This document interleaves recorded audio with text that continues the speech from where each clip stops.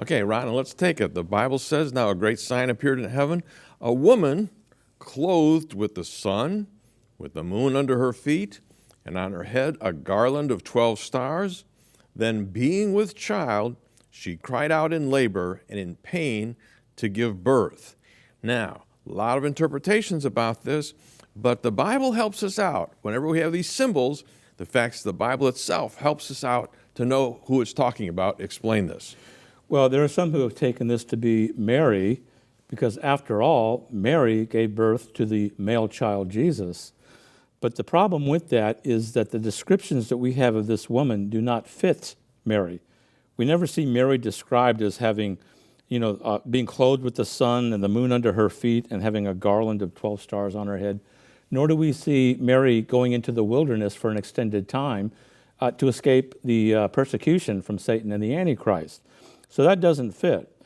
There are textual clues that help us very clearly to understand what's going on here. And the passage I want to point you to is Genesis 37, verses 9 and 10. Because this is the only other verse in the Bible where we read about the sun and the moon and the 12 stars.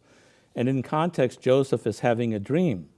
And in his dream, he said to his family, I dreamt that the sun and the moon and the stars were bowing down before me. That's Israel. Yep, it is Israel very, very clearly. And so the woman is Israel, and the child she gives birth to is Jesus. And when it's talking about crying out in labor and in pain, this is something that went on for a very long time. If you think about the history of the Jewish people, Satan has been very active from the beginning in trying to thwart the birth of Jesus Christ. I think back, for example, to Haman, who tried to completely destroy the Jewish race. I think about Herod, who killed all the infant babies in an attempt to kill Jesus, the king. No doubt some of those things were motivated by the devil, and I interpret all of those things as being part of this labor that the woman goes through.